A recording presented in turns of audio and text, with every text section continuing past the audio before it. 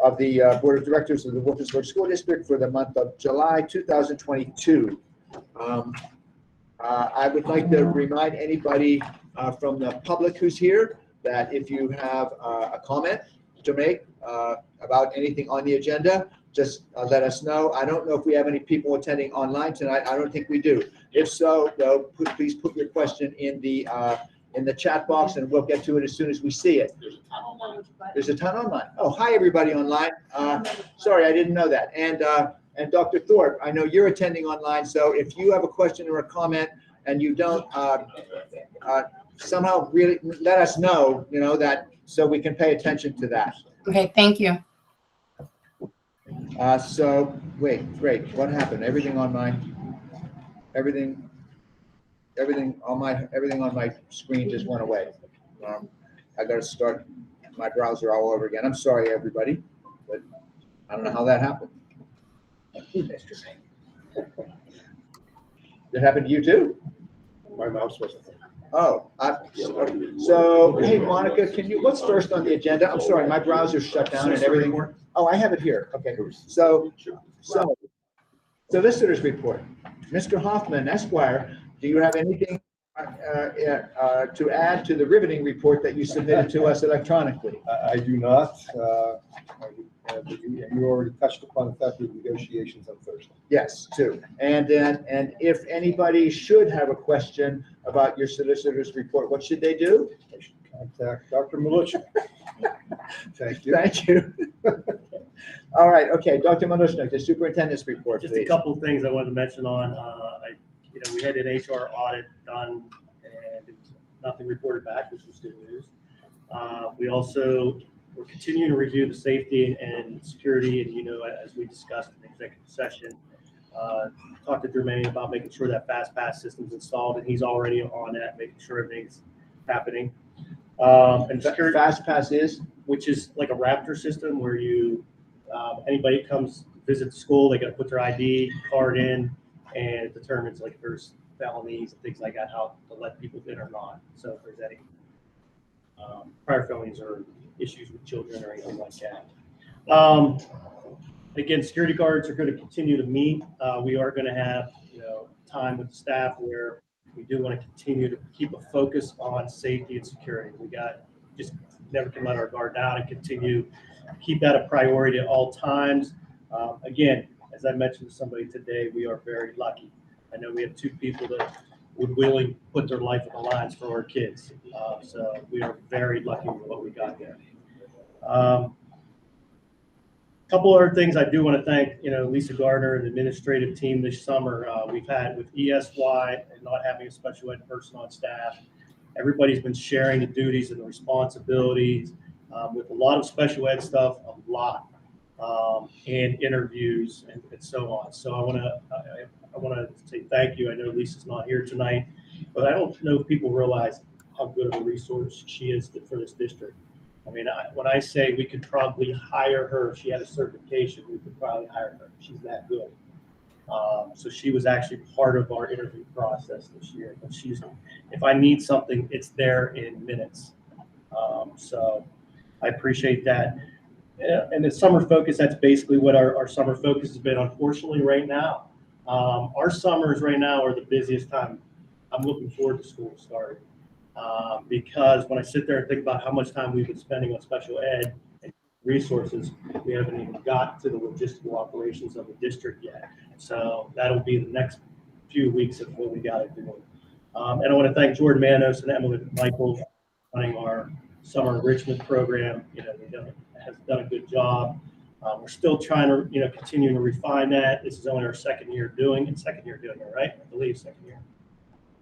And so we're continuing to refine that and get better at it. Hopefully that's something we can continue after Esser's gone. I don't know. But it is a nice thing for our staff. And I know we had some teachers do some physical activity too outside of softball. So that's basically all I have for right now. Okay, thanks. Under Question. Just a quick question. I want to note specifically you mentioning the ESSER funds and that making this possible. I don't know how we want to possibly document how those funds were helpful when we're discussing just annual budget years and when we need to be advocating with our state funding, the importance of that kind of stuff, that why we need money to fund our schools. Like just what that looks like. I just want to make that note because that to me sounds like if we don't have that additional funding, we might not be able to continue that. So, It's going to help with our interventionist positions, our coaching positions. So if we can see that it's impacting what we can do. I was invited to participate in a political, where I'm going to be working with politicians and so on. I might be bringing that to you next month to be able to advocate for things like this. Yep. So just to clarify, so what you're interested in, Ashley, is kind of a summary of what we spent, what we invested in summer school this year, and maybe how many attendees we had in it, you know what I mean? Maybe just some basic numbers like that? Yeah. So that for planning in the future, we can be sure we budget that amount of money. Okay, I think that we've had summer session for a number of years now, so we probably, but I like the idea of analyzing it Yeah, somewhat. just because the numbers and that kind of data, it's not just us saying we want to do it. Like, no, we know what the, outcome of us being able to provide that does for our. What we could do is look at also the students who attended and see if we did have any growth from below basic. Wouldn't that be awesome? Yep. No, that would be great to know. Educator, I'm telling you. Well, yeah. Well, we probably do something like that with ESY, but have some metrics attached to ESY, but we don't do it for regular summer school, Yeah. so that would be great. Yeah, we can get that. And one last thing, and speaking of Ashley, her and I just did communicate about starting to go through the policies. We're going to try to do a couple, two or three at a time, and see where our most important ones are, and just go through them and update them the best we can, and get those to you as soon as we can, so we can go through first and second grades.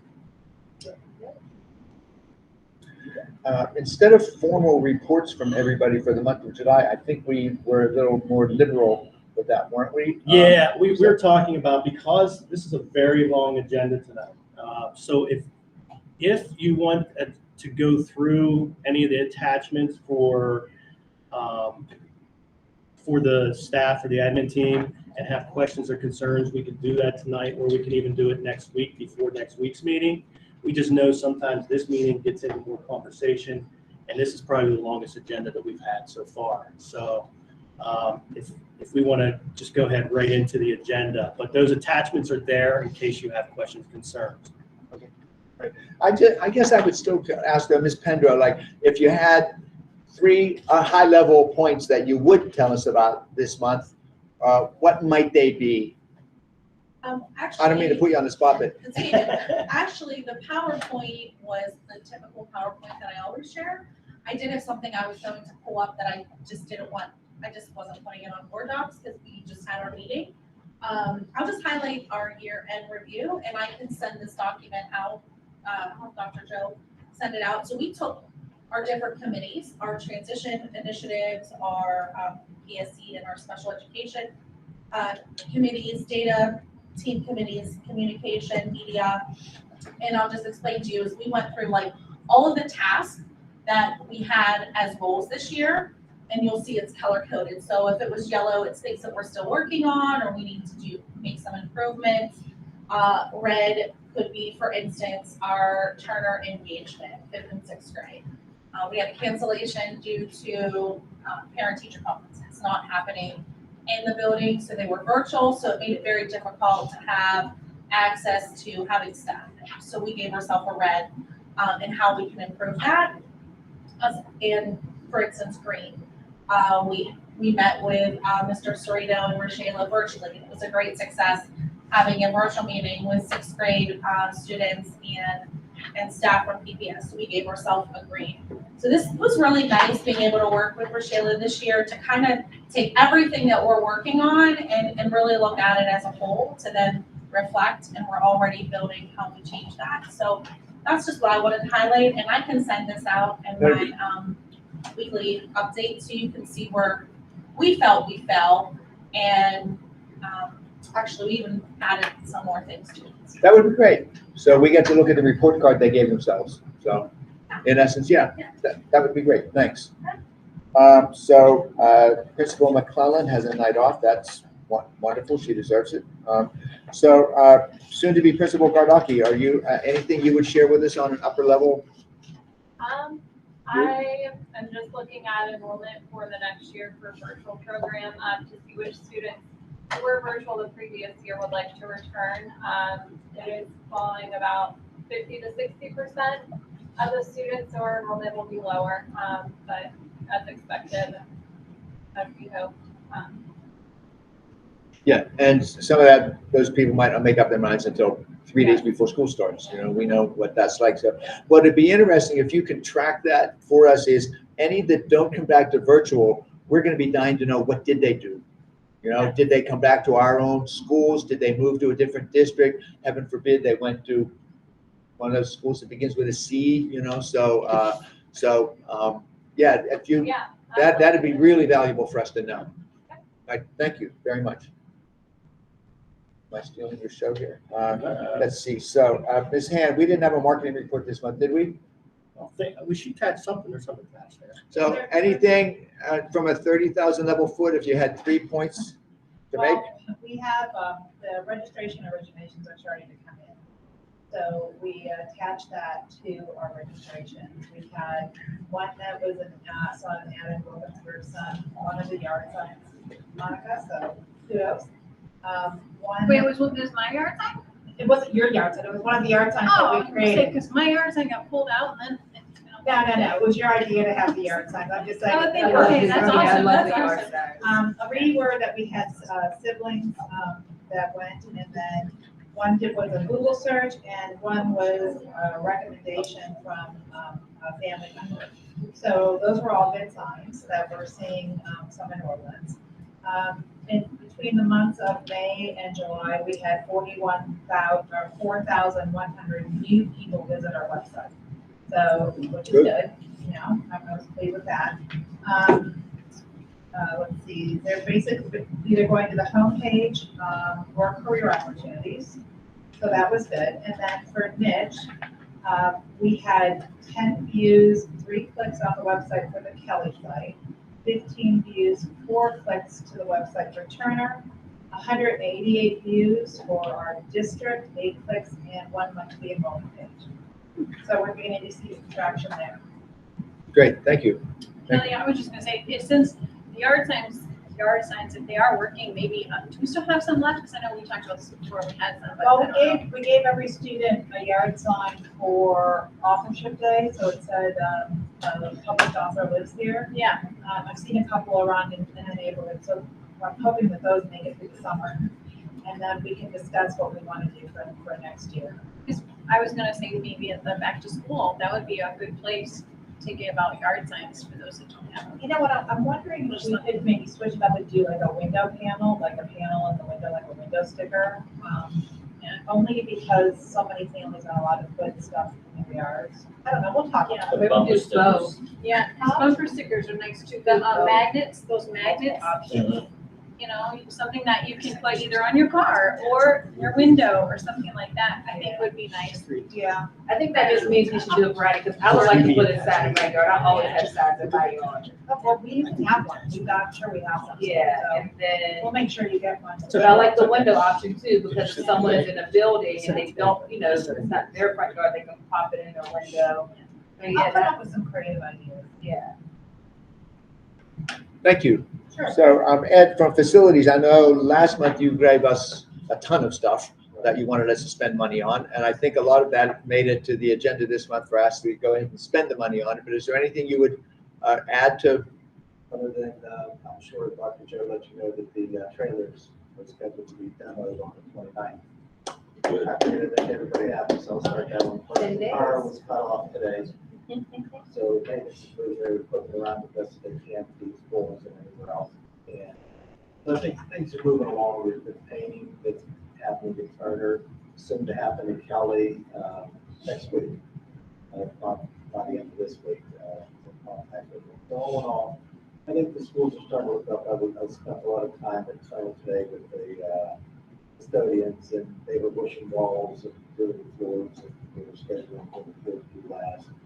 was in contact with Dr. Joe from the building, so I think all in all, I see a building that's getting cleaner and cleaner. Even the wobbly chairs that they call, if they bottoms are clean.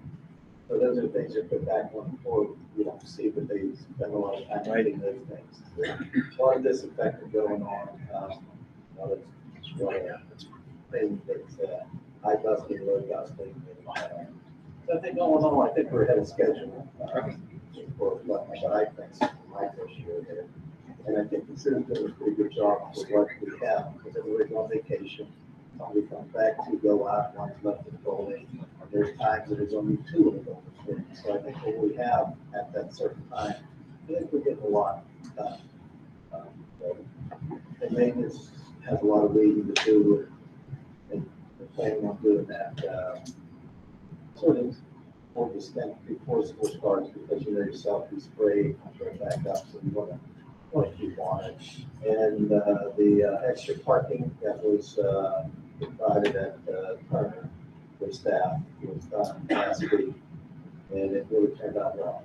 So I think there's more than 50 parking spaces there if you want. Good, thank you. I was And so- driving by and I thought, this looks bigger than I remember. I swear, I was like, what am I seeing? Because the cheerleaders were practicing. Right. And I was just like, was it always that big? So it's funny you say that. 'Cause, yeah. No, it really turned out better than That's I nice. anticipated, but that's pulled a little bit out. They did a little extra work for us too. They got that hillside out, they put that cage out, they did a lot extra that really didn't charge us for, so Good. they stepped up.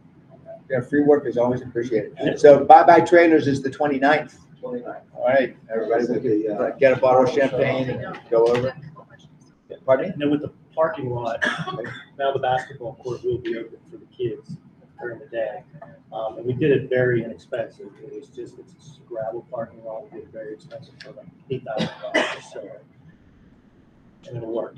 And our teachers now, we had issues with cars getting in on the road, ticketing. So they'll drive through the parking lot in the morning or through the basketball court in the morning, but then Then they park on the other side, so that they're not taking up the basketball spots. Yeah, that's good. How are the basketball hoops holding up? Those are new. Very well. Yeah, good, Doing very well. good. So there's no damage been done to them. I mean, we had a lot of fireworks on 4th of July already, but all in all, the whole facility is holding up very well.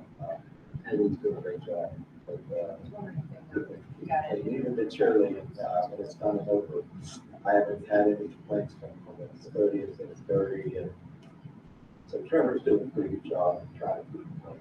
And he puts things in bags, and we pick it up and put it on a truck and throw it in there. So, I mean, it's a working relationship, it's going well. Thank you. Yeah, Did you say we had some questions? I had a question. Oh, okay. Just specifically in, just hearing you also talking about staff, but the grass, and who cuts the grass? Our maintenance staff. Our maintenance, so it's the grass along the fence, it's kind of like a little botch looking, like you can tell it's cut, but the grass in the fence is like high. And the weeds by the bleachers. Now, I don't know if we're gonna close off I don't know if they're safe enough. I don't walk on the bleachers because I'm personally terrified to walk on the bleachers because of the same ones for my kids. But, I know where you're at. yeah, I was just there, this past week because I had two companies come out to give a quote on putting those bleachers. Oh, you did? So I know who had asked about it. Yes. So I did have two companies. Just called them today to ask if they're working on it, but, bleachers are safe, if they weren't, I would. yeah, people I were would take- safely sitting on them. That's I just would my take the personal boards choice. off. I Yeah. mean, I wouldn't put the whole district in jeopardy, but all in all, it is, I know what you're saying. Yeah, That- it's just that like area- the weeds, you Yeah. know, it would be less of an eyesore if it was a clean cut. Like I know when I just personally go home and my grass is weed, I'm like, well, that looks really good. Yeah. So that also I think gives just a good feeling for the people that are using the space, like that the grass is, you know, Right. kept. Yeah, so, but you know what, that grass growing up through the fence has been a problem forever, because when you go to weed whack it, and the metal of the fence destroys your string, you know what I mean, it's really hard. I know we we always seem to get it done, but every year somebody has to ask about it, because it's like, it's hard. Well, mean- I think it's hard, and I think it's also thinking of what our staff looks like and the frequency that they're able to cut, because if it gets high, then it is, but if we keep it low, then it doesn't get that high. No, I can put that on the schedule. Keep it low, Yeah, maintain, it shouldn't get this high. get it, It's number no gets different. high, I get it, Yeah. but It's no different that we were cited, code enforcement workers for that one patch on the high school. We always thought it wasn't ours, but it is ours. So Okay. I have, it's hard to get straight quotes, but I think I got one. There's a lot there. I mean, the first bid came in at 4,000. But when you look at It's a it, there's clear, a lot. Yep. I mean, it has to be clear. Who knows what's inside those weeds? Does that go out into the tennis courts? No, I'm talking right at the high school. Oh, If you look at it on the left, we always thought it was that building that's there, but we found out that it's not. It is ours. Oh. So we have to maintain that. And no one really knew that it was ours. That's why we let it basically go. So if somebody made a complaint, those folks just walked, rode by and seen it. I have one question real quick. I don't want to take up too much time, but it's just, you mentioned the weeds and you mentioned the weeds. How do you address the weeds? Do we use Roundup, or, 'cause my concern is we have kids all the time No, here. No, So would we use something a brand natural? new type, that's used throughout the school. We can't spray any type of Roundup or anything like that. No. Okay, I even said to maintenance, I use a vinegar, gallon of vinegar with a cup of salt, 1 tablespoon of gone. You'd be surprised how the weeds go, how it's been. I think they'll put a drop of Roundup. really? Okay, that's good to hear, that's all. I'm gonna email you for that recipe. I know, I need that It too. does work well. Okay. It's cheap. I had something else and I don't remember what it was about facility, but it'll come back to me. So actually, if you look at our policy manual, it says that the board doesn't even meet in July, which I think is astonishing. I don't know how they ever got away with only meeting 11 times a year. But as it turns out, this agenda is really full. So we did not have a finance committee meeting this month because everything is brand new. And Rick is still getting it assembled, put in the right places. But I did ask you if you had any upper level bullet points you wanted to talk to us about, or maybe explain a little bit about the new money that we got, or whatever's on your mind, Rick, about money. Well, one of the reasons we don't have finances, we're waiting for the audit to start. So, Oh, that's right, the audit. so the audit will start August 1st. It'll be a few days, and September they'll come back and they'll be here for about a week, and then that'll be we'll reconvene our audit or our finance meetings at the end of September, and that'll be the audit presentation on the previous year. But yeah, you're right. We did receive an additional $813,000 of state subsidy. So we budgeted $750,000, and they ended up giving us an additional $813,000. But that does not include the additional $234,000 we received for a grant for school safety and mental health. So each grant was $117,000 and some odd dollars for those two categories that we have to spend. I'm sure we're gonna have to apply for it as well, but that's there for. I didn't even know about those. No, nobody did. It was just thrown Just into thrown the in state. Wow. So, Yeah. the good news is, well, let me start with the grant money. That grant money is only for 1 year, so that'll go away. The state subsidy money, now that it's built into the legislation, will be there forever for us. So our increases now will be on top of that additional funding that we just received. Oh, okay. So it's not like the ESSER money where they just gave it to us, it's gonna go away. It's building our basic ed subsidy, just like the PPS partnership money is. So it's no different. Awesome. So we're well over 12 million. So in theory, most districts are like 50% state, 50% local. We're closer to 70% state, 30% local funding for all of our budget, which is pretty good. 60-40, maybe, I don't know the exact number. I don't think I can ask this. I'll send it for later. So Rick and I are working on putting the finishing touches on a proposal to take some of that mental health grant money to address board mental health with some sort of a retreat perhaps, and massage is built into that at someplace, maybe That's a math Nemacolin, question. maybe Nemacolin, That's a you math know? question. Oh, So- don't play with that one. Kidding, Yeah, kidding, it's not a good kidding. idea. We would take senior staff along, of course, because of the stress, you know, that builds up there. All right, that's not funny, I'm sorry. While we're on finance, though, I did get a phone call last night and another one today from the, because a big part of finance this year was the millage rate reduction, you know, and people are getting their bills. And so the president of Borough Council called last night and again today to make sure that she got a hold of me to say that her neighbors were coming over with their tax bills and saying, did you know about this? And what a great thing. And please tell the school board how grateful we are about this. So so I thought that was a good thing. The letter, the official letter going out within the next day or two, I think it's going out, and it has a nice flyer in it. Thought while we're spending a stamp, let's tell them some good stuff going on about the school district. So so this is all turning out to be a really good PR thing, I think, for us, in addition to giving money back to the taxpayers. So I thought that was a good move. I mean, Borough Council is not always cheerleaders for us, and I hope there's nobody on the line there, but they are in this case. So that's really, you know, I thought that was nice. Anyway, pardon me? And a budget neutral at that. Mhm. Thanks to the state. Right, the tax decrease was offset Yeah. by the state increase. That's really good, yeah. You're paying attention. Speaking of that too, and this made me think, Kelly, is that something that we could possibly, you know, I know the news is never quick to hop on a good news story, but it sounds like that could be a good, you know, presser about the district lowering taxes but increasing the I didn't think about that, but you're right. the services to our students, Well, you you're, know? you're right, and there aren't, I don't know, if you look across the state of 500 districts, Nobody. how many do that? That would be something to look into. That We did look part into would it. be There the were catch. zero. They're raising them. Right, there were 0 districts that cut taxes. Yeah. So you'd think somebody would pay attention, but I mean, there just aren't enough reporters around anymore to cover everything, but. They got them, they just don't want to do that story. I'll send it to Andrew, I'll do a personal email. Okay. And a blanket email to a lot of the other ones. Okay. Are there any other reporters? Well,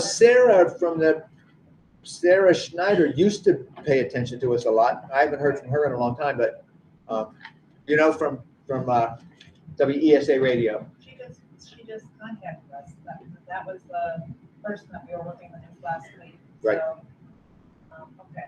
Yeah, you'd think people would be more interested in that, but. Ashley, you had sent around that very nice article about the pooling. That was an excellent report, and that's a local reporting source. Which one was it? For the housing. The land bank? Land bank. I said that. Yeah, I thought Ashley said that. I responded I'm to it. sorry.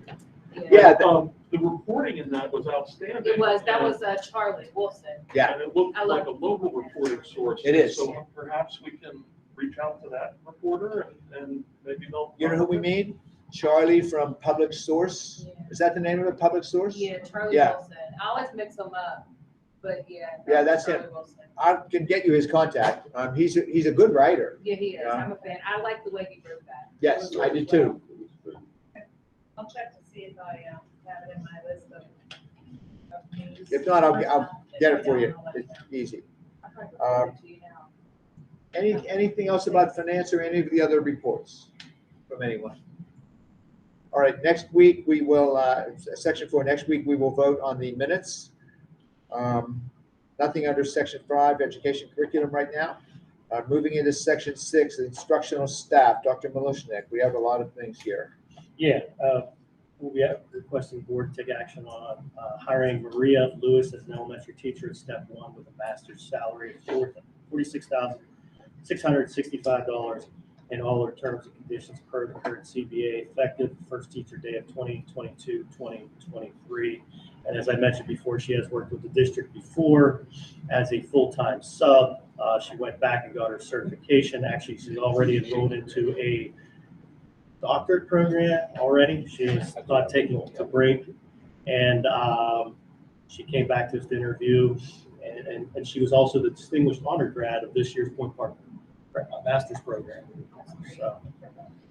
So we're looking forward to having her on staff. We also are, and I didn't know if anybody has questions. Board action is requested to approve the hiring of Ashley Phillips as an elementary teacher at step 7, masters, for a salary of $50,165 in all in terms, conditions, current CBA, effective first teacher day of 2022-23. I just want to back up just to comment on Maria. When she was a sub at Turner, I got to meet her one. I mean, first of all, we don't have teachers of color anyway. I mean, so to find one is great, but to find one like her is really great. I watched her with I'll just say a student who was being challenging, waiting to go into the bathroom or something like that. And just the way she handled that young man, she sort of said in a low tone, "Is this the way we behave?" And just the way she said it, he straightened up immediately. I mean, she handled it so really well, and I was impressed with her right away. I know why Dr. Iverson kept manipulating things to try to keep her on staff. So for her to come back to want to teach for us, that's awesome. So. And now she has the skills that she didn't have before she came to position. She never had the training before. So it'll be nice to have her. Yeah. What percentage of our staff is black male? Black male? Yeah. Mr. King? Mr. King, that's it. And it's a great question, because I just had, I'm glad you asked, and the numbers of black females are not very high either. So we just had, I'm glad you brought this up. I just had a meeting, you guys approved last month to work with Teach Plus. So I met with Dr. Aaron Johnson and his group yesterday. It's all about recruiting and retaining black educators. And so the problem, again, we had this conversation yesterday. It came out, I don't know if anybody has seen the article from PD about the number of certifications in 2010, the 20,000 last year, now was down to 6,000. Yeah. So your pool of black educators now got even smaller. And sometimes, depending on the financial part of things, it matters. I just looked at the new administrative team at Woodland Hills, which is, quite different than us. But also the small pool, then are getting wrapped up. Those teachers are getting wrapped up from other places.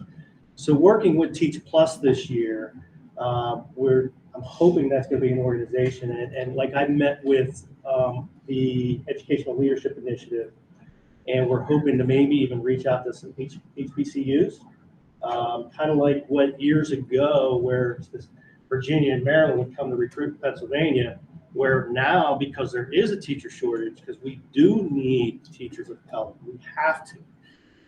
we got to go to them. We got to go to those schools. So that's what I mean. We got to go to HBCUs. We can't wait for those schools to reach out to us. So this new Teach Plus program, I think, hopefully will be advantageous for us. Because I think once we get more teachers of color in here, I think we can get them to stay. It's just getting teachers of color. I think so too, and I think it's really important when we discuss, making the pay competitive. I think a lot of folks that I know that I graduated with, they're teaching down south. Yeah. In Maryland, in Virginia, and they don't want to come back. They want to come back. So I think that's really important. Well, they asked me, what is my goal? I had to give them a goal statement, and I gave them a goal statement of this, is the goal should be 10 to 15 years. It should be reversed what's in front of our students. And hopefully, it's many of our students coming back being those educators. Yeah. That should be our ultimate goal. Wouldn't that be great? And you mentioned Woodland Hills. I know some of them are alumni that have come back. Yeah. So that's important. It is. Dr. Thorpe and I we were talking about this last year and actually looked at HBCUs and which ones had the best education teacher training programs. And we trying to bring some of them in on a special stipend to teach summer school here, even if they hadn't graduated yet, and as an internship. And then maybe that would get them interested in coming back to work another time. And it was a really great plan, and it was just took a lot. There's no central way to reach out to HB. You got to contact every single one separately.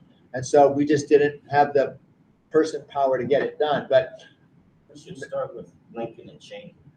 you're right here.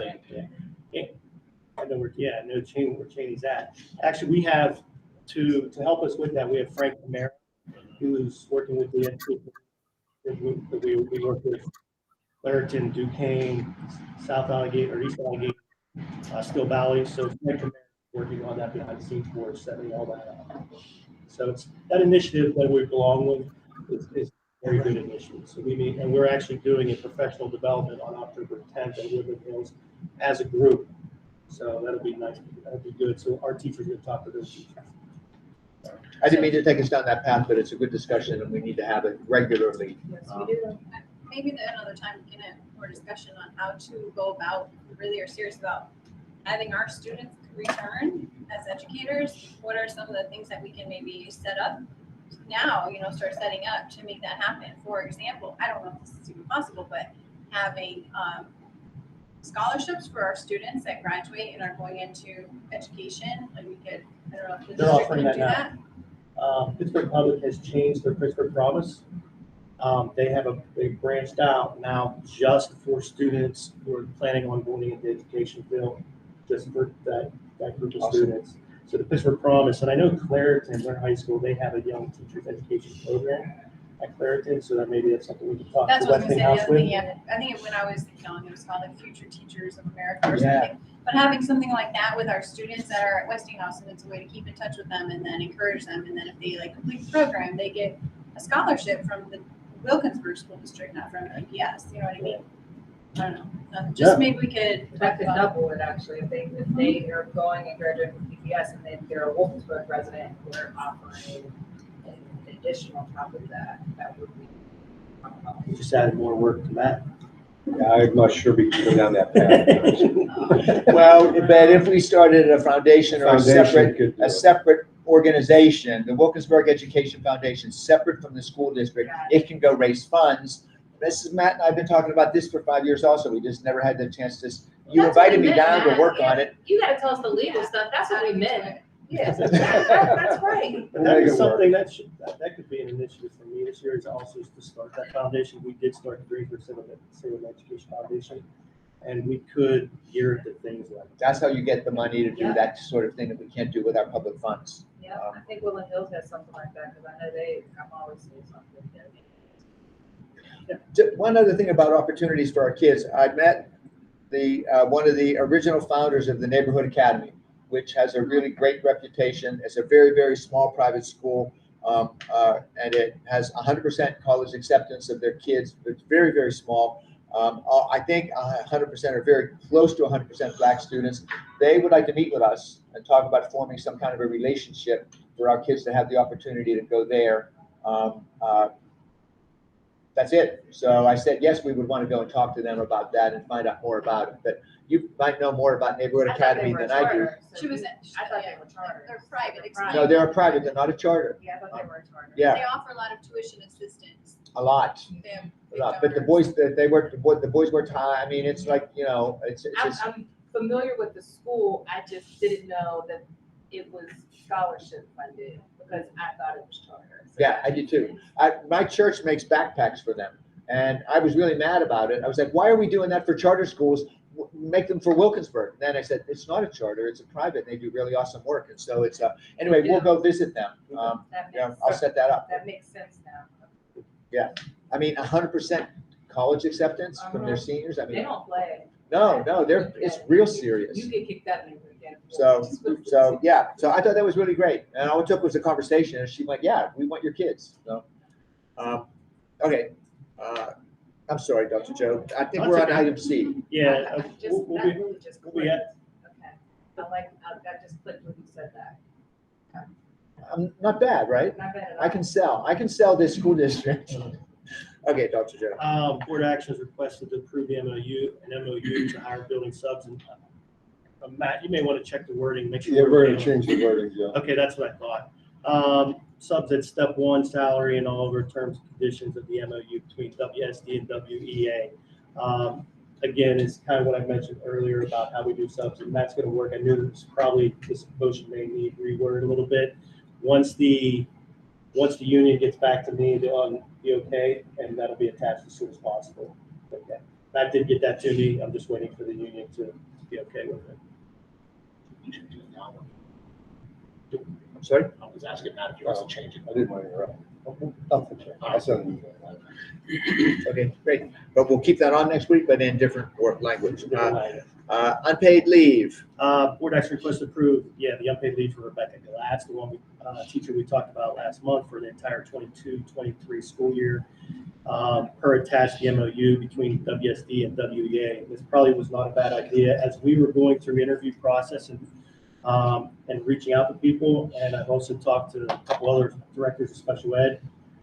Everybody's having trouble getting 5-6 certified. We got a lot of pre-K through 4s, but we are not getting people with 5-6 certification. And I talked with the human resource director at Greensburg and at Noon, and they're having the same issue. So this may not have been a bad idea if she returns. Unpaid leave, it will be requested to approve for January 26th, 27th, 2023 as unpaid leave for Karen Morrow, pre-K teacher. Just got that in early. Board action is requested to approve Rachel Gardocki as the elementary school principal at an annual salary of $95,000 on all the terms and conditions of the current Act 93 agreement effective July 27, 2022. Next week, we can say congratulations officially. But what I like about this is a trend of the district, whether intentional or not, about moving people into senior positions from the teaching ranks. Summer, you've taught here. I mean, you've taught here. Carrie was director of special ed. Maybe she taught here also. I like that a lot when people who know our district, know our kids, know our abilities, move into senior administrative positions. That's my speech for the day, but I think it's good of us. All right. Next week we can say we'll open a bottle of champagne, Rachel. Dr. Malishnik. Board action is requested to approve teacher tenure for the following: Carrie Ingram, effective August 21st, 2022. Rachel Gardocki, September 3rd, 2022. Sarah Bayless, effective May 21st, 2022. Ashley Duncan, effective September 3rd, 2022.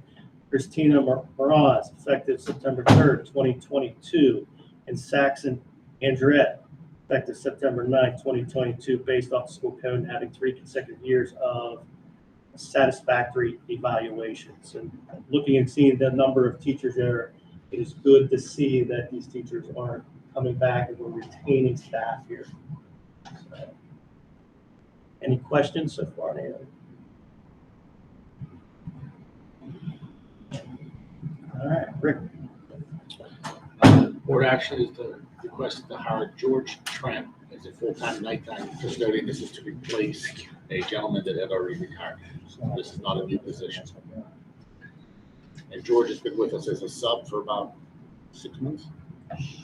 Something like that. Seems like he's been around a while. 3 months, 6 months. Something like that. And he's done a very good job. Yeah. So. Awesome.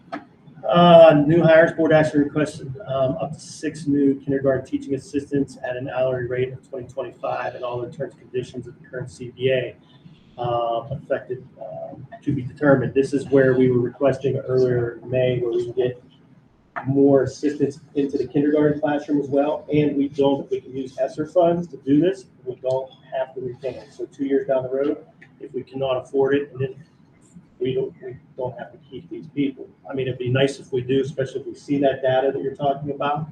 But a lot of school districts are doing this because you're getting more adults in front, more individualized instruction and personalization. So we put that on there because we've been interviewing for these positions. Hopefully by next week, we're hoping we can have some people, some names in those positions.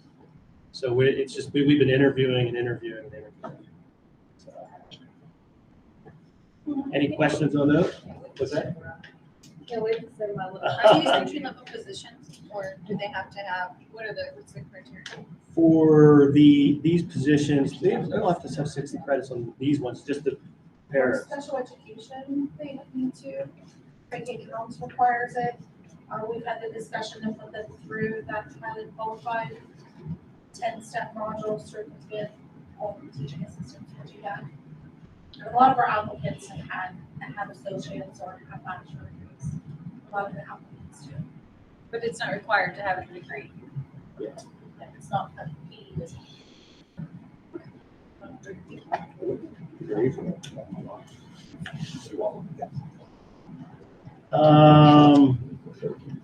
Board action is requested to approve new special education aid at an hourly rate $20.25 in all terms and conditions current. So we're hoping again have more names next week as we finalize the interview process. We just want to make sure they're on there because we didn't want to wait till the August board meeting. Good. I'm good. So, Ed asked me to take over, but he's actually up next, joint tax committee. I don't know if they met. So. Rick, do you know if they met at all? They did not. Do you know? They did not. They Okay, did not. so we'll just move on. All right, Forbes Road East update, Michael? Yeah, so that was my first meeting at the end of last month, and it was a 10-minute meeting. It was basically just repairs around the building, nothing major. You have to drive to it? No, I was on the Oh, phone. good, good. I'm like, that's not the drive to a 10-minute meeting, but good to be 10 minutes. And as I mentioned, I think last month, we do have student attending this year now. Yeah. So, All right, Eastern Area Schools, Eric. Do you have a report? Sorry. Am I good to go? Yeah, I just said, yeah. Okay, so there is a set of meeting minutes that's now available on Board Docs. Last week's meeting, we took a vote to approve the expenditures and funds related to some repairs that need to be made. As everyone may recall, there's a large roof project that is underfunded at this point by somewhere between $600 and almost $1 million. Unfortunately, the supply chain problems that are out there right now are preventing us from getting a really good solid estimate. But also, they're at the same time, they're constraining what's available and whether we can work on this or not. And so it doesn't look like we'll be able to start a project this year anyway, because most people are waiting for products to come in before they can get started. So this information is coming from our contractor that is advising us about the architectural aspects. So the other thing that we did was we looked into possibly funding them somehow. We talked about maybe running a fundraiser, somehow looking for grants, maybe even some sort of social media campaign. And then we discussed what was probably the more realistic expectation, which is increasing the costs for non-participatory schools and the building maintenance costs. We put that proposal out, but that proposal failed due to the inclusion of two districts that are not likely to continue with the jointure. Separately from that vote, we took another vote. This was the board level vote. After we had approved at the prior session the discussion about continuing the jointure for the additional 2 years, the individual boards took their votes, and I believe it was a 5-3 vote. That includes our own vote to approve the extension of the jointure. The three that did not participate, Riverview, Penn Hills, and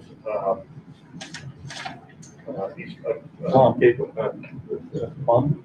It's Plum, thank you. When you say they didn't participate, Riverview didn't show up? They will be consulting with their solicitors. And we have requested that our solicitor contact the remainder of the participating boards and hold a conference call with the remaining solicitors in order to discuss how the jointure is going to move forward. It seems likely that, because the other districts did not approve this, that there may be some litigation required in order to get them to comply with the original agreement. So if you have comments, I'd like to hear them. Is Riverview one of the districts pulling out? Riverview, yeah. When you say pulling out, they've announced that they really are pulling out, or they just didn't attend this vote? Their board voted no to extend the jointure. Voted no on extending the jointure. And who were the other two? So the other one's Plum and Penn. So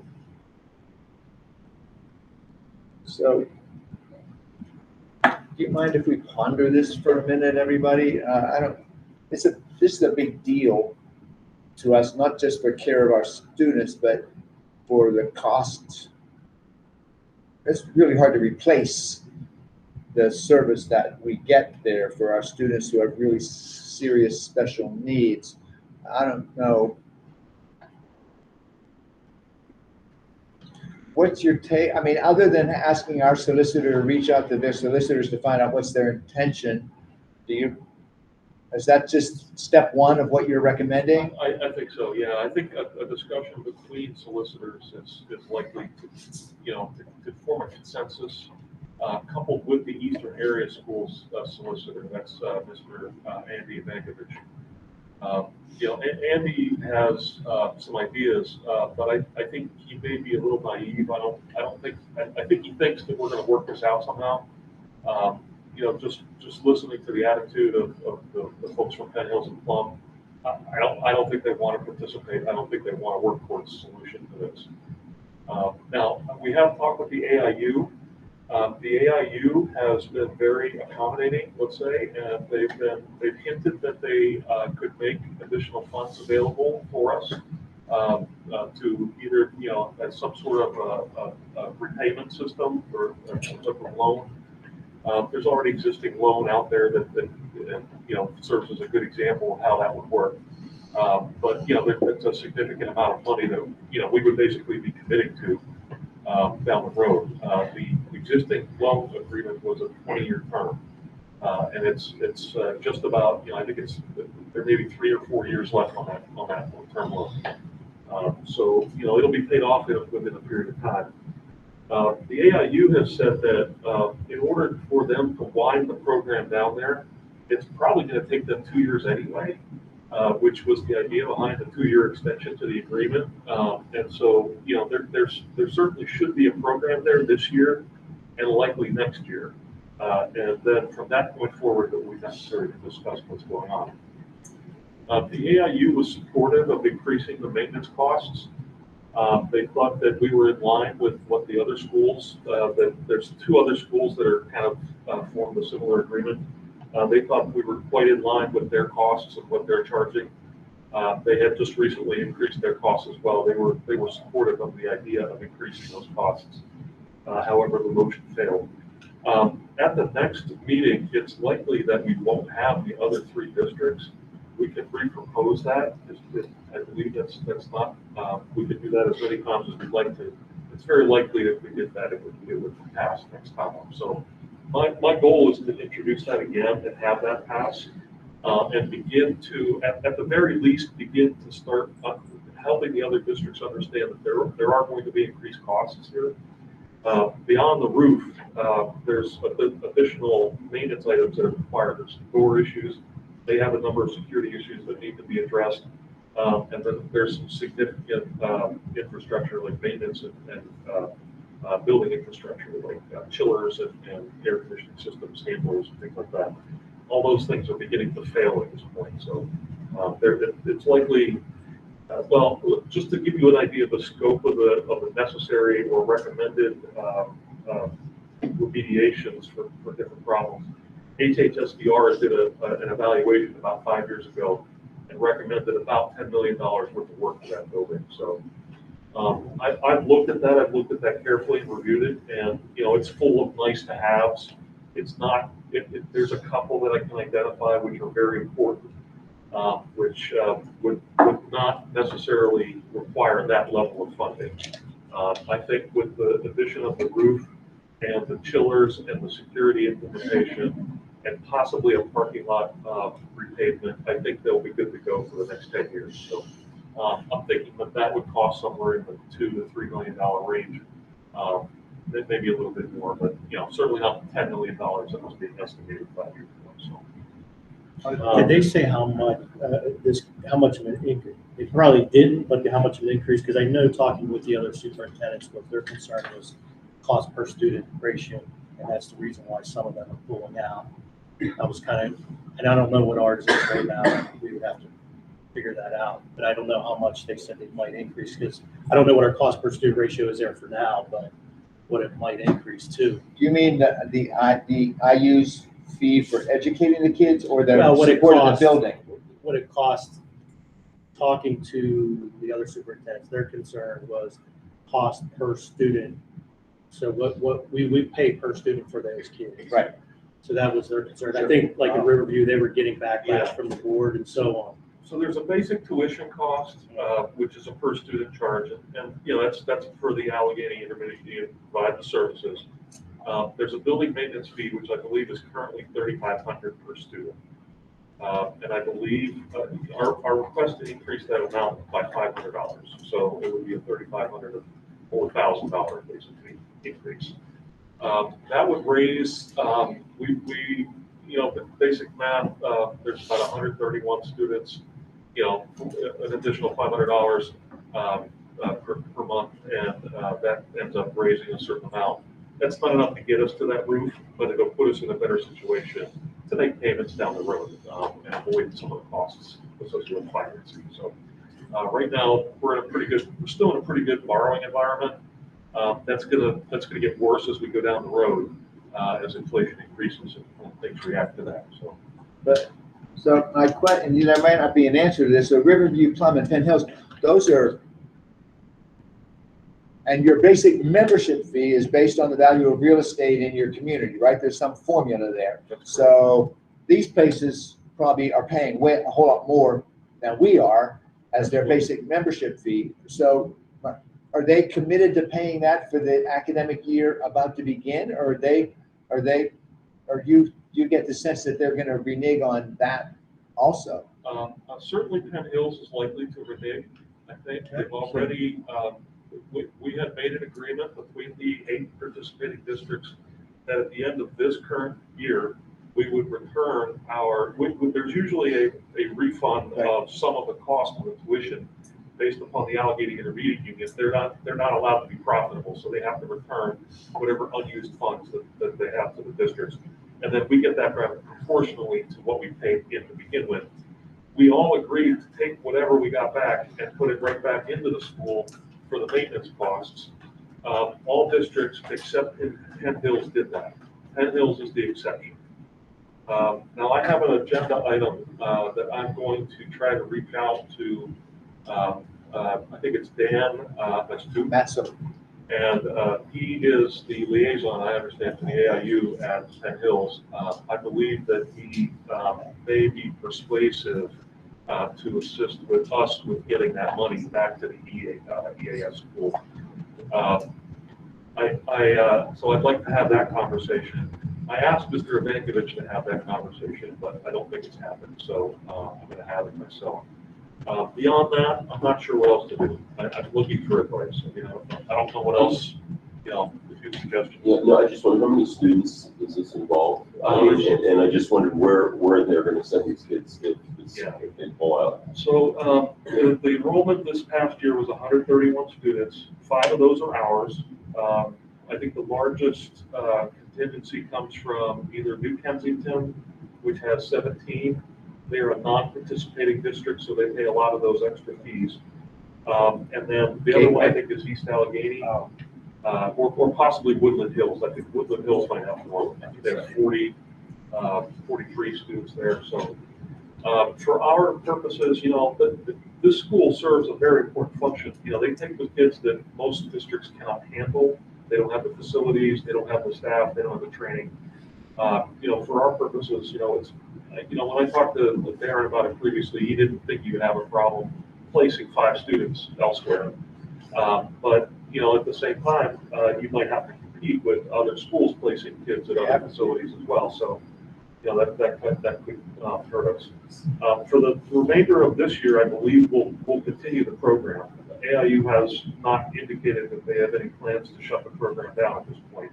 And I think they're obligated once they enroll the students. So Mrs. Posto is the principal at that facility, and she's been enrolling students and maintaining her roster. So the last time we talked, she had about 125 students enrolled for the next year already. So there's demand there, and the facility is good. It's perfect for what it does.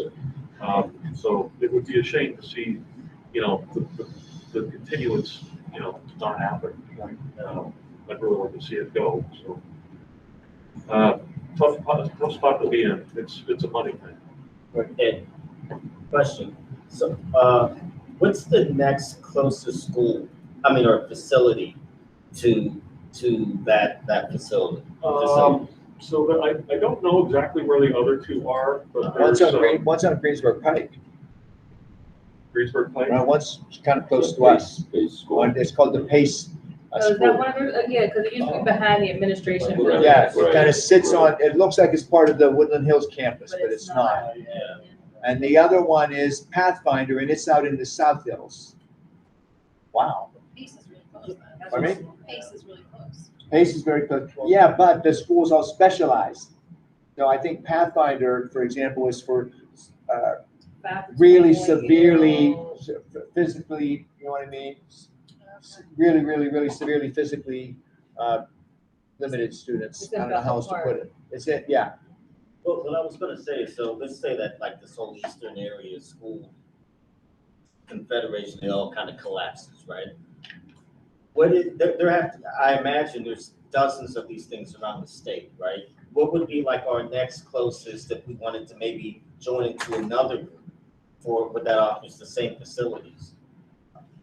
Do we have one? They're out there. The problem we're, I think, and where Eric's saying is trying to get people into certain facilities. Because a lot of them, I mean, even when we try during the school year, sometimes we have there's a waiting list. Yeah. On a lot of these facilities. Now, if that place does fold, I know there's gonna be a point in time where we say, all right, is the cost benefit, at a certain point, where does it reach to say, all right, it's not worth it anymore to keep that place open and we gotta look elsewhere. But if it does fold, he is correct. Everybody, there's gonna be 117 kids that have to find spots. Should we be trying to like maybe look at that now just in case? Yeah, we can do that. Yeah, it's gonna be a supply and demand kind of thing, because there will be already Penn Hills, Riverview, and Plum, if they're gonna be looking for outplacing their kids to private facilities, stuff like that, you know what I mean? There's gonna be a lot of competition for slots, because they're limited. And they do a really nice job there. I mean, Yeah. the boss has been there as well. They do a really nice job there. The facilities is set up well for it, has wide hallway. And the staff there was tremendous. It is set up well for our students. So I mean, we would hate to see it close too. And I know I've been communicating back and forth with Bob Sure at the AIU about it. He would hate to see it close as well. And I always say I don't mind paying a little bit more if it's getting our kids what they need, So I guess we just got to say at what point is. One more thing, is there a way that we could recruit more schools to join it? I did bring that up about Penn Trafford, because Penn Trafford is very close. And I thought they said they had a few kids there already, but that could be a possibility. Penn Trafford's right there. Franklin Regional's right. They're closer than Leo. Franklin Regional, Jeanette. So that is a possibility. That's something that was brought up. I don't know if I got a clear answer on that part. With bringing districts in. Yeah. Unfortunately, we have no way to do that right now. And there's no way, and really, there's no definition of the process by which a district exits either. And I remember us that's part of the talking about problem. Like, nobody knows how we get out. And, it's never really happened before. No one's ever not approved this before, so. Well, when the situation becomes dire enough, a couple solicitors can get together and find a way to rewrite something in the bylaws to be able to bring in more. It'd be nuts if you can't open up to Franklin Regional or somebody else who wants in. There's a way around that. Well, the existing agreement can be amended to add new people. That doesn't necessarily solve the issue of 2 or 3 districts that are looking to exit, because they have equity in that building. That's the money problem. That's the money problem, right? So it sounds like a buyout. Too bad, they can wait. Part of the problem, I mean, not to get too legal about it, but I mean, they owe us money.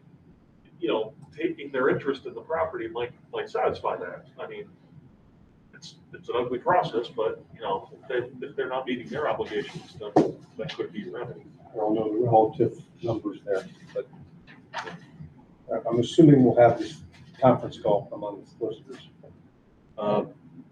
Yeah, we'll see. I'll ask for it again. Let's see if it happens. All right, thanks for being so diligent about that, Eric. Did we get Forbes? Did you talk about Forbes? I don't know what all I meant. Okay, so joint tax meets next Monday. So if there's reason for it, so I don't have a report. Moving on to section 9, the treasurer's report. Yeah, do you want me to read what we? Well, I mean, next week you'll You will, read this. yeah, I mean, right, you know, cool. any comment on it or anything, or it all looks Good. okay? Thank you. Section 13, a lot of things here. Dr. Militia, Yeah, Chromebooks. we requested and approved the purchase of 80 additional Chromebooks. That came down from 20 from last week. It was 100 at a total cost of $24,720, and the quote is there. So these are, lost, damage, and Chromebooks. And I know Jermaine and Lori Seaman has done a good job, and so is the secretaries of the buildings trying to locate these. I know we did talk about putting, Jermaine reminded me there are actually, we can trace where these are when they're on as well too. And I know like in the past, we have gotten, I think we got one back from like Utah or something. The family moved out west somewhere and somehow we got it back. So they're doing their due. We got a due back from out of state. We had to, have a mail. And we are filing with the magistrate as well. Okay. So, But there's a lot. There's a good many missing, right? I mean, that's why we have to replace so many of them, because there's a good, 50 or 60 that are unaccounted for, something like that. well, they're accounted for. It's just they're Well, they're not they took them returned. or they're not returned. Right, yeah. Or broke. So the majority of those, so there's in total 70. And between pre-K and kindergarten, there's 44. So there's like 22 in pre-K and like 17 or 18, something like that, in kindergarten. So I think a big part of it is that we sent Chromebooks home with the pre-K kids, and they kind of just stayed home because they don't really use them. We had them just in case we had a virtual day. So in conversation with like Summer and Rachel about not sending them home and having an alternative for the younger grade level in terms of a virtual instruction day. Because they just put them down and they don't know where they're at. So it's not even like you're using them. Yeah. And you can't track it unless it's turned on. Unless it's on, yeah. Wow. Oh, I hate to just think of them out the door. Well, no, I mean, and to that point with the younger kids, that makes sense, but I guess I'm thinking like, what is the process for the Chromebooks for the older students when they don't stay at school, they take them home? And then we can't do anything about a kid who maybe just doesn't come back. That happens? No, that does happen. We bill the parents. We send them a bill. If they don't honor the bill, then we will file the magistrate. Okay. We have good return rate for the upper grade level. I mean, we gave out 350 and 18 weren't returned versus Kelly, we gave out 250 and 50 weren't returned. Can we try asking for them sooner than next year than we did this year? Maybe that will just help, like, rather than wait till the last week of school or the last 2 weeks. Yeah, I did mention that even this year that we should try to collect them a little bit earlier, just leave them in school, maybe like a month before, since we're not really expecting a snow day or anything. At that point, just keep them in the school. And I think some teachers did that, but in terms of like the virtual program and the upper like 6th grade, which is not the grade level that we have a problem with, they use them for homework and projects and stuff like that. So that was kind of hard, but. I'm thinking for the lower grades, because they don't really use them as much as the upper grades, right, Summer? Is that, I'm sorry, say that again. That's true, right? Our younger students, our kindergarten, our Kelly kids, they're not using them as much as Turner students, so they could realistically send them back. Stop Month. going back and forth towards the end of the year. Pre-K, we have them at home for, we had to call, COVID day or flexible instructional day. But we talked about how I could update that flexible instructional plan for pre-K specifically and do something different than, they would miss out on the asynchronous piece, but it would alleviate 60 Chromebooks that just sit home. I mean, there's 20 of them that have never even been used, so like I can see the usage and, there's 20 that just have never logged in. Well, that's what I'm thinking too, with pre-K kids, how many actually show up for virtual instruction day anyway? So they're getting a Chromebook, they're not even really, most of them aren't even gonna show up, use it. So it seems like, yeah, maybe we need to rethink that whole plan. And even after I brought it up, earlier on in the year, we stopped handing it out to pre-K kids like 2 months before. So, we have more enrollments, but we didn't even give them. And maybe there's a way that we can, let parents know that want to like have, say, for flexible instruction day, if a parent says, well, I want something for my child, like some sort of assignment or something for them to work on, we can send them, because a lot of families have Chromebooks or an iPad or something that they could pull that up on their own device if they so choose. Yes. We do have a virtual handbook, which we probably do need to update, that does have instructions on how to log in on your own device. So we should probably look at that. Maybe we can send that back out so they know if they don't, have a Chromebook from a district readily available, or, South Bergen, and they have their own device and they can follow that instruction. Yeah.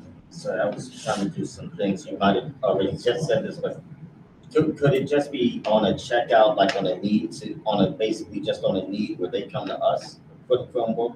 This way we're not just giving out a bunch of Chromebooks to people who don't potentially need them. Like, looking at what he's telling us with the data, it's those 2 grade levels, it seems like the majority, and because of their age. Now, the older ones, we don't know when we might call a flexible instructional day because the weather is so becoming a hassle. But I think we need to focus, maybe doing something different, like possibly what you're saying too, with those younger kids, the pre-K and the K. The older kids are pretty good about it. But yeah, we could do something different. So for like Turner, right, we have 4 grade levels, and each of those grade levels, it works out to like 4 or 5 per grade level that haven't returned it, right? And then for first grade, it's like 8 that haven't returned it. And then the rest of it is broken up between pre-K and kindergarten. So the rate of return goes up, drastically. So I was wondering, how much do we pay for these Chromebooks that we don't give back? So, yeah, they're not that bad, right? So it's like 200 or something? I don't know, do you know? Yeah, so it's $204 per Chromebook, but we also get a case and the license to manage it. So all together, it's like $300. Okay. Because what I was saying is maybe we could ask, since the pre-K program is a free program, and you don't find free pre-K programs most places, we don't ask them to pay anything. So I don't think it would be asking too much to say, if you would like a Chromebook for your student to use for these purposes, you don't have a device already, that you can use, then maybe, we would loan one out with a deposit that they would then give back when they return the device. Can we do that? Yeah, we can. I imagine we can, but we can definitely do that. The thing about it is though, if the pre-K, if in the pre-K group, if there were 20 of them that have never even been turned on, then how much did the students need them in the first place? I mean, maybe we should just eliminate distributing them to pre-K. I can't imagine little ones needing them at home. Maybe I'm wrong, but. Well, I was going to say too, is I think, when we look at pre-K and screen time, we really only looked at like 20 minutes per week of screen time in their daily use. But with COVID and the uncertainty of, well, were we going to have to shut down again?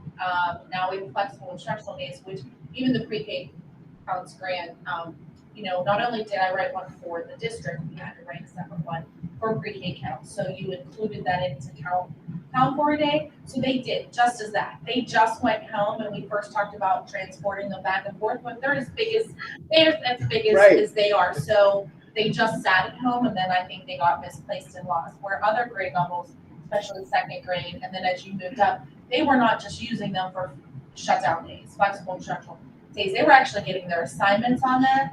And with the new implementation of the math program, I think that's going to even happen more because the program connects to Google Classroom very well.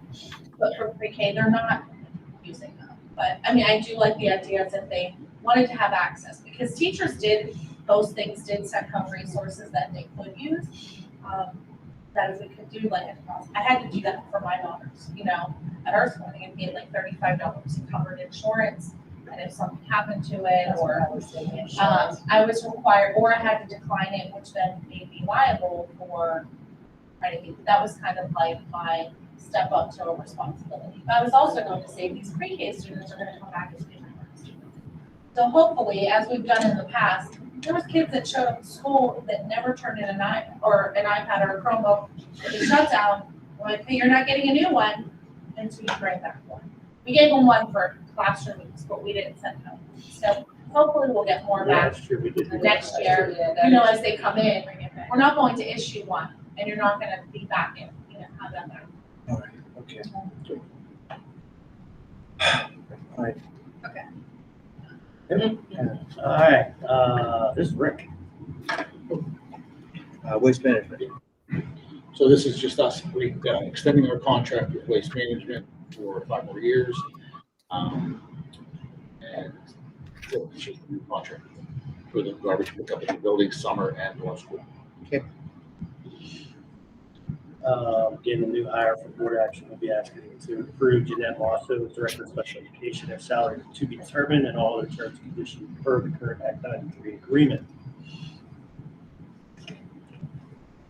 And board action is requested to approve the special education plan support proposal at a cost up to 5 days a week, $678.57 per day for 7.5 hours a day.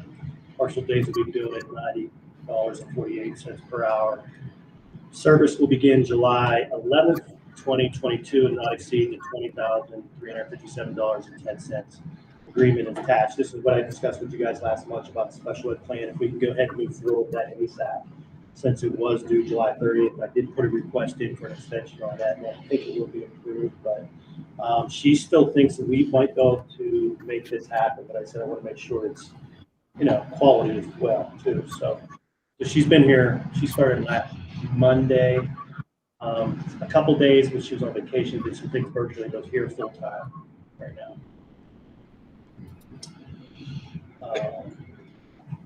Rate increase, board action is requested to increase the hourly rate for substitute custodians from $12 to $15 an hour. And I know we discussed this last month, if you would like to move on it.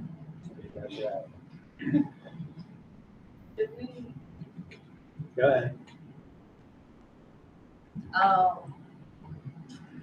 still think 15 is, like the custodian rates that we just approved at 20. So can it be 17, 15? This is for the substitutes. So do we, good question. Do we, how often do we use substitute custodians even? Very often? Well, we use George Trent, we used a lot. George Trent pretty much was full time. If we have them, we use them. If we have them, we use them. Because here's why, if custodians call off and we don't have them, our maintenance guys have to go in place of them. I see. So we're paying the maintenance rate. Right. For that person. Right. If they're substitute, I'm cool with them not making, I guess that making what a full-time employee makes, but yeah, I'm of the $15 is still probably great at this point, so. It doesn't say often 50. It doesn't seem like that much. I mean, I support that. I mean, that seems to make sense. That's a good point. No, Rick brought up a good point. The aides only make 18. The aides. Our teacher aides. Last year. Well, that's gonna be, Full-time? Yes. although we're That's a negotiating. whole nother conversation we should have because. Well, we are addressing that. Yeah, Oh, okay. because we're negotiating that now. Okay, Yeah. well, yeah, I agree.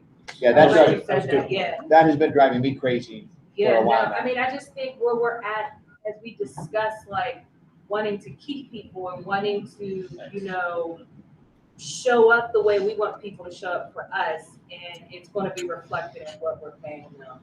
And if we are using a substitute custodian like that, I'm not coming.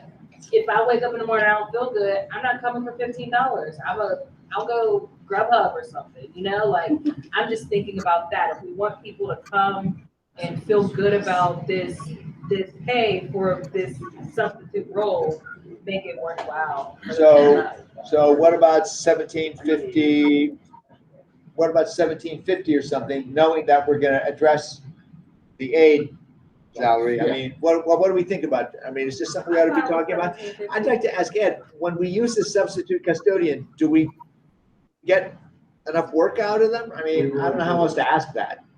We do. George Do we? has really stepped up. It sounds Oh, I know George, yeah. Like And heavy even the ones words. before that, they did, but I think 1750 would get you a better quality. Yeah, we're not coming in to sit at a table. Okay, I didn't know. I just thought, ask about cutting grass.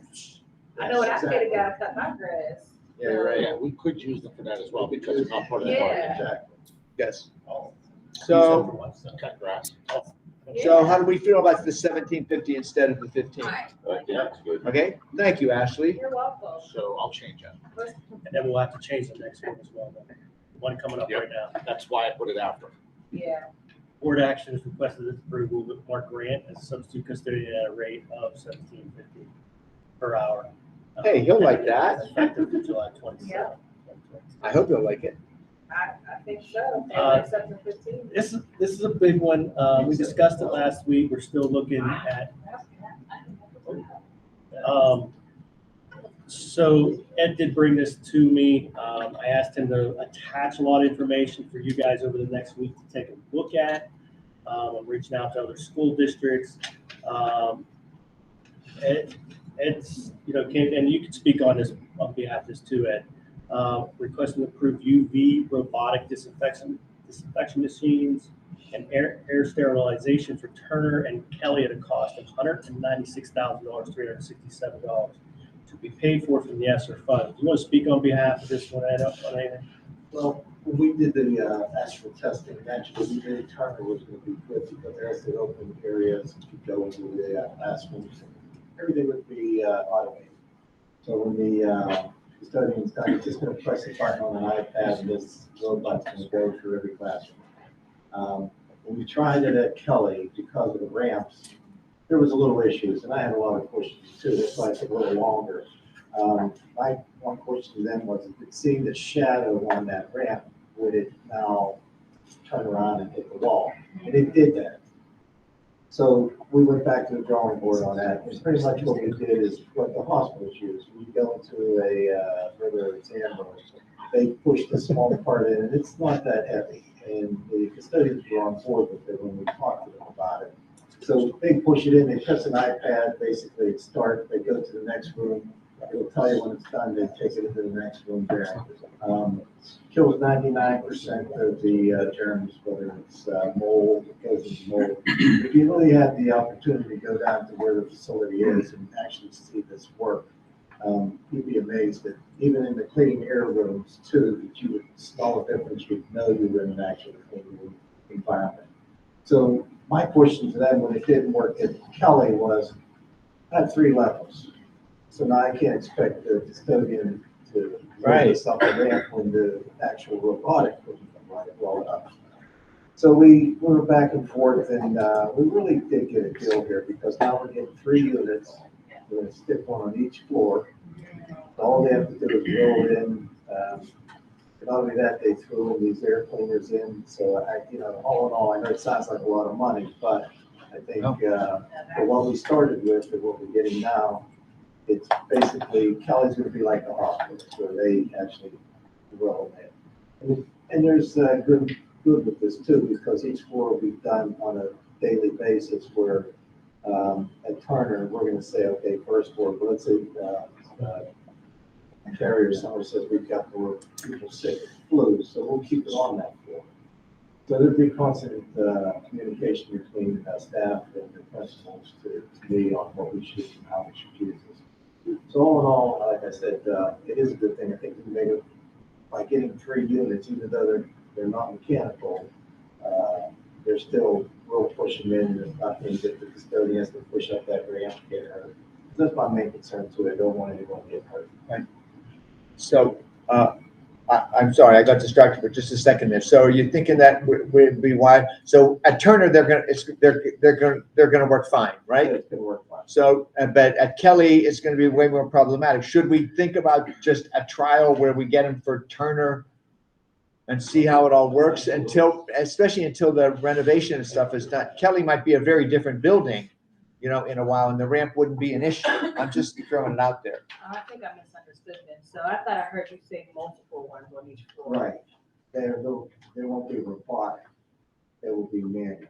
Oh, Oh, okay, right. So So- then we wouldn't even be talking about the robotics at Kelly. Right. I'm glad that's what I was wondering, if it Yeah. was robotic on each floor. No, So we would would be that change like the flow? I'm thinking about the staff at Kelly that would need to operate that versus Turner. What does that look like? Or, pretty much when each one has a floor. So when they're basically, it would be if they go into room 23, they're done, they would push the card in, they would hit the iPad. Now, the UV lights will not come on until there's nobody in the room. So it would sit in there for around 10 minutes, because a 30 by 30 room would take around 10 minutes to sterilize everything.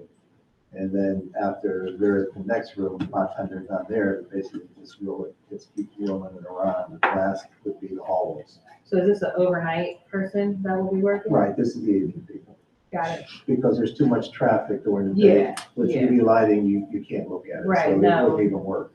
Especially at Kelly, that's the last thing we need distracting kids is a Right, oh, yeah. machine right. So, going through the building. but that doesn't eliminate the need to actually scrub those desk surfaces No, every no, now no. and then. They still got to be manually cleaned sometimes. If you read a little bit of the literature there, it is taking away of some of the custodians, because when you're hiring out, naturally they can't find people. So this is helping along. This is in airports, this is in jails.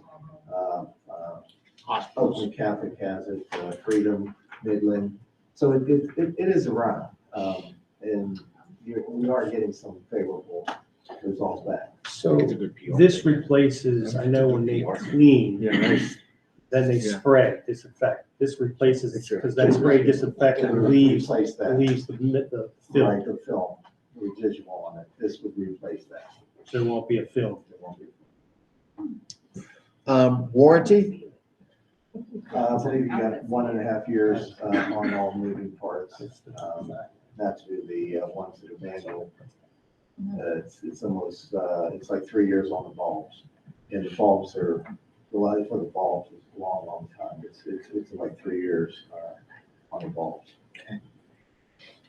So does that mean we have to replace it or? No, you just replace the bulbs. Okay, and I guess that's warranty if something breaks, because they'll come. The out. good thing about the warranty is this is a local company. This Okay. is on the north side that I just went and visited about 2 months ago, actually watched it. That's good to do know. what it did. It's a local company, so if something would be wrong, they come to us. They do the in-house training. Naturally, the manual one is like maybe 2 or 3 days, because it doesn't need that much. But the other one, it's gonna take a little, they'll give you about a week or two, as long as, you need to do this. And what they do is they map everything. They've already done this. They've already walked through Turner several times to make sure things would work. And there's definitely no problem with Turner. No, that's good to know, because just thinking robotics and them being local is important. Super different situation, but just for those of us that have kids and go to Chuck E. Cheese, they don't have the robots no more because they can't find anybody to fix them. Like, they no longer were able to, if something malfunctioned, they didn't have someone to come in to know what you had to do it. Right.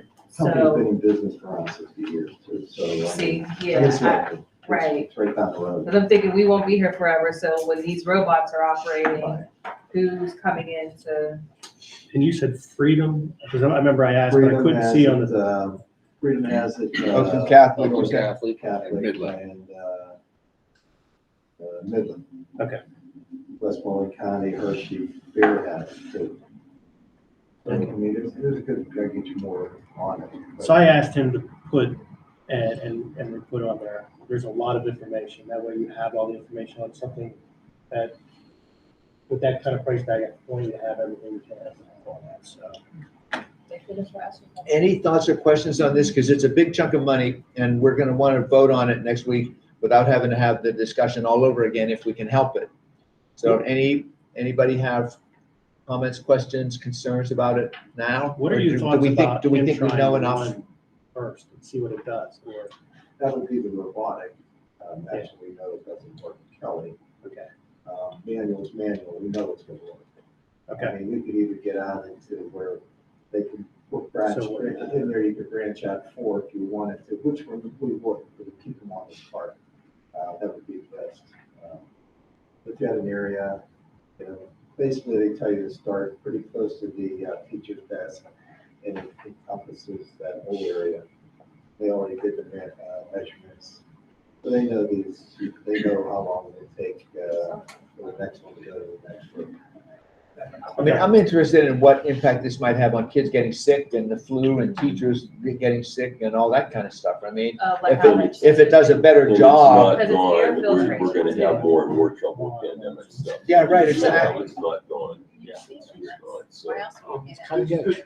Just a question about, does this company offer you some way to like know that this equipment is working? Like, do they have some kind of test that they put into the air or something like that, that they, I think I you should can find that out for check you. and see? Yeah, how do we know it did anything? Well, these are all microscopic things, and I honestly just don't know. Yeah, I have don't- no idea. Right. I really don't know. And I'd love for a company to be able to demonstrate this sort of thing, you know? There is If they could show us But it's they- working. They have an extensive testing summary. Yeah, It's one of the Yeah. PDFs Oh, I see on it. your, it's on your, Right, I see it. it's called SST Nova Extensive Test. Right. It gives test results. that's crazy, only 42% of hospital surfaces are cleaned effectively. Yikes. I think it would be a good investment because of the fact that, you know, even with COVID, it's something we're gonna have to learn to live with. And then there could be Right. other things coming along down the pike. So I feel like we're kind of getting ahead of things. If it Even though it's actually, slow. in fact, works, you know, to keep our schools, we know that this is an extra thing, you know, and if somebody did like good marketing. what Safest this- school in America. Right, we're safe and, Right. Yes. Well- safest and cleanest, yeah, there you go. So I think it would be really good for that. Well, if Juanita has a you look at question. their research, it says it's been tested on polio, influenza, corona, and one other virus here. So, and at the end of the test, it was non-detectable. We have a question somewhere. Juanita. Hi, Juanita. Hi, just a question.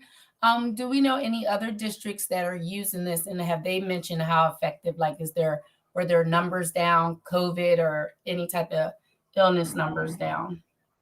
Question, Juanita, he just gave me those schools, Freedom, Oakland Catholic, and Midland. I can reach out to definitely 2. I didn't know if there was any more schools on, so I can reach out to those schools and see if I get any feedback from them and report back to you. Yes, sounds good. Okay, Yeah, and that would of course, that's all dependent on, did they even measure the impact on illness? I mean, they might not have even thought of it, but it's the first thing I thought of was, wow, what if it keeps more kids in school and they're not sick? That'd be great. I believe when Dr. Joe talks to anybody from Freedom, they had made the statement to one of the outside sources that when they had purchased this, their kids were in school and they weren't sick. So apparently it must be good. all right. I'll try to gather that quickly for us, Dr. Thorpe. Thank you. We'll be asking the board, take action, to approve the sale of the pool building for $8,500 to Scott David. You want to, the pool building, that's a good question. Pool building is something was purchased probably 2 years ago, 2019, and nothing has been done with it because I guess issues, it was going to be used for maintenance facility, It was a prefab building. building. It was to replace the concession stand that caught on fire. Oh, okay, I'm like, cause I was here then, so what did we do? We bought a prefab building and then the borough and code and all kinds of I issues, remember we that. never used it. And then some parts of it are missing and it's rusting. Yeah, okay, and so someone wants to buy it, Somebody wants to buy it. maybe that's something. So, But I have an agreement prepared. Ed, Ed, I need a description of this material to put in an agreement, other than pole building. So if It's you can, basically, Well, we'll get it tomorrow. you can find Yeah, he's been asking the for that. invoice Yeah. or purchase order or something. I have an invoice from. He'd asked me, I just didn't get a chance to get with you yet. so there's no problem selling No. The school property does. Okay, good. I have an agreement, because we're gonna have to come onto our site and load it, and Oh, yeah. We don't want How did to. we find a buyer for this? How'd you find the buyer? I started networking as I started talking to people. I had this here and anybody want it, you know. I started out at $10,000, he came down to $8,000. I said $8,000.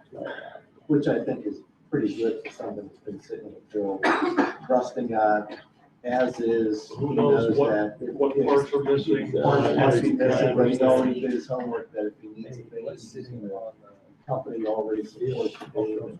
He's got a farm, he's gonna put it up, and life is gonna be good. He's happy. Let me take this next up.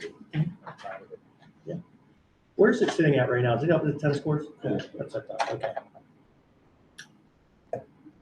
Any more on that whole building?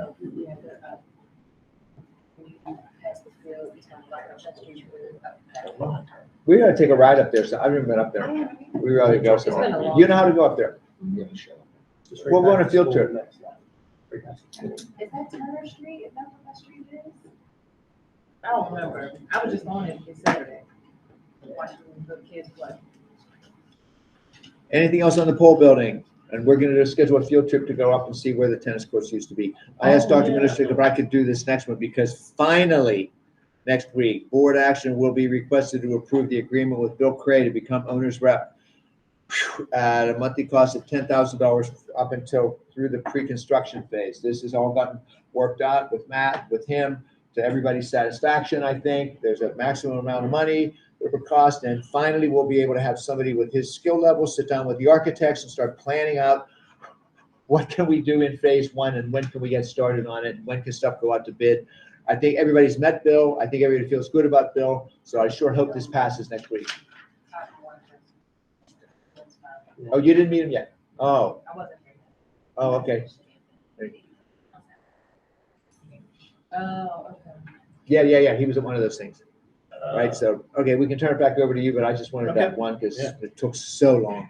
We'll be board action to approve Emily McMichael to attend the National Network of Early Language Learning Conference on July 25th, 26th at a cost of $50. It's a virtual conference over 2 days. Okay. I'm gonna ask the same question. I'll be like, why are we only there for? Yep, so, we also have, board action is requested to approve Lauren Javens to attend the State of Black Learning Conference August 11th to 12th at a cost of $300. She's the only one? She came at us for it. I didn't- Yeah. I wish more teachers would go to that. This year's gonna be really good. Do you too. want me to reach out to other teachers Yeah. before next week? I think so. What's her name? Jane Elliott is gonna be, and there's a virtual option too for it, for this conference. Well, maybe that's what this is because it's only $300. Do you know where it is? It's $300 in person. Oh, but where It's is in- it? Do you It's in know? the city, it's in Pittsburgh. This year, is it at the environmental, Was it too late to sign up? Because I had looked, we talked about it in our last meeting when we were discussing the PD days. And I had looked into it for myself and I thought it said the registration. No, go. Oh, it said it was too late? I thought it was June 27th, and after that, the price went up. But then I thought then it was like to like a certain date, so. I wanna be And maybe there, I was but thinking it wouldn't be approved first, I'd wait for approval here, but. I'm looking right now. I am too. Because we could amend this for next week and say approve Lauren, but also put in there that with the superintendent's consent, approving up to 10 other people to go, something like that, you know what I mean? So that it's settled. So if you send out an email to the staff and 6, 7, 1, 2, however many want to go, it's already approved. Oh, yeah, no, it's still up. You could definitely still go. I'm gonna say, if I know, they will still take registration. Okay. Yeah, it's But always it's- been a really good conference. Yeah, it's a really good conference. I wanna go this year, honestly, I just don't, yeah, but, yeah, I would love to see if more of our staff would like to go there, go to the conference. Send board members. I was gonna say, why- There's Why don't we there's have money some in, board there's members? PD money in the board budget. Well, yeah, if that could be a conference I can attend, I would love to attend that. I mean, is everybody okay with that? I mean, we have money, professional Maybe you development could money in the bring it board back. budget. There's like Yeah. $20,000 or something in there. We never spend it. No, I So would. is everybody okay with that? Anybody else on the board want to go? Michael?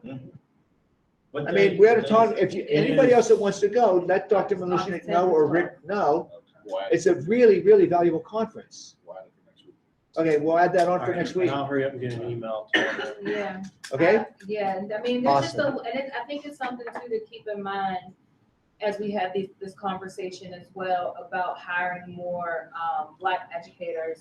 They do a big focus at this conference as well on recognizing that. Dr. Herring was one of the, awardees at their, they did it at the aviary. It was like an award ceremony for just Black educators. in Was the that this region. one? Because there's also the culturally, because there's that one at the beginning of the year, summer too. It was this one just because I'm the founder of, it was their event, but their purpose in creating this space as well is to increase that.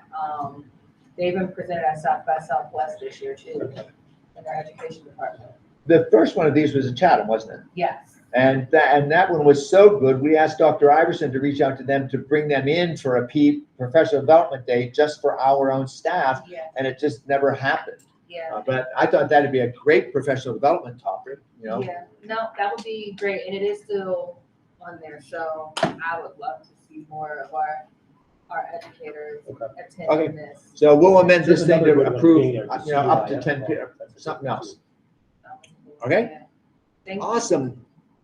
All right, And then we have, board action request to approve the contract extension of Crossroads Speech and Hearing at the cost of 2 speech pathologists, $65 each, and all their terms per the attached agreement. $65,000. 65,000, what did I say? Yeah, $65, that's a bargain. Hey, let's get 4. Why settle at 2? Let's have 1 per student, $65. So, okay, we've been satisfied with their work in the past, so that should be okay with everybody. Any questions on any of those items, the board governance items coming down? All right, next week, if anybody's absent, we will vote to excuse them. Any public comment? Anybody in attendance anywhere want to comment? Just speaking of conferences, we just, in case I forget, we can probably put it on the next agenda, but people need to start thanking board members if you want to attend the other conference. That's, it's in October, so Yes. we have a couple months, but we probably want to start. We've got to make hotel reservations. Yeah. As of this point, who thinks they would want to go to the PSBA conference in that, it's up in the Poconos it's 3 days, I think, up in the Pocono Manor Resort thing. Anybody thinking they would want to go? Danny, 1, 2, We might have a whole board. 3, that 4. We voted to approve 5. Not to be selfish, but I haven't been to one in a long time, so I wouldn't mind going. Monica, you What's that? going to the PSBA? Yes. Yeah, you've been pushing for it. 1, 2, so it looks like 1, 2, 3, 4, 5. Looks like we might have 6 instead of 5. Oh, Dr. Thorpe, you're not here. I didn't count you. No, it's okay. At this time, I'm not sure. I don't know at this time. Well, we can enroll you later on if you decide you're going to be ready. Dr. Thorpe, I think it's the last week of October, if we're not mistaken, just so you have an idea of the dates. Yeah, I think it's like. Okay, let me check on that. Thank Okay. you. Then we have 2 new board members, they might want to go. Well, we don't have, but we have 2. There will be 2 new ones, so yeah, And okay. then it's also, it coincides with the With your thing. administrators. Yeah. whatever they call it. Pittsburgh sends everybody. Yeah. They send the whole I think we board. should send everybody who Yes. wants to go. All right, we'll send everybody who wants to go. Fine. But paid for with that. We'll have to amend that resolution. from Yeah, I know we will, yeah. Well, we have to. Yeah. So you can just Just take take a it. dollar amount, number of people. Okay, so I'll look at it and Yep. work with you to change it, okay? April or May. Okay, so we just go back and amend that one rather than pass a new one? Okay, great. Yeah, because how would we decide who gets to go and who doesn't? So I would be the decider. George, tell me you push. Very good, very good. I'm the decider who gets to go. Very good, Michael. You jumped, it's like Jeopardy. Okay, anything for the good of the order? Oh, one more thing. and I sent this to you, and I think I sent it to Ed. It's just about these little banners at Kelly when you come in. Oh, And yeah. it says like adequate yearly progress, 2 consecutive years, 2008, 2009, 2009, 2010. So, and then it stops at 2010, 2011, and just, it's like, it makes it, I looked at that and was like, well, we haven't made adequate progress since then. No, they did away with the They did away- designation they did away with AYP. it. Yeah, and then also. I We mean, gotta get them adequate down. yearly progress, Yeah. Yeah. We should take Thanks, that out. thanks for bringing that up. Yeah. I don't know if I forwarded it on or not, but you were absolutely right. I mean, AYP used to be a thing, you know, but it's not anymore. So let's get those down. Because our Thanks, kids know how to Michael. read, they don't need to see that. And do you know what we're talking about? We can explain it. More than that. Yeah, Michael has pictures of it. He can even show you. It's just some things to remove from the walls over there. Okay, anything else? Any other comments, public comments? Hi, I'm Amanda Barber. Hi, Amanda. I Yeah. figured out you were one of the applicants. So Amanda Barber is one of the folks who wrote a letter interested in the vacant board seat. Oh. So we'll be yeah. talking to her on Monday, I think, right, Monday? Yes. So thanks for coming, Amanda. Yeah. So what do you think about? I think it's great. It actually, everything that was the first half of the session was all the 3 main points that really made me want to be a board member. I'm a parent in the district, and I've lived here since 2015. My son goes to Kelly, and my daughter's about to go to Kelly this September. And Pre-K? yeah, Oh, Yeah. my daughter too. yeah.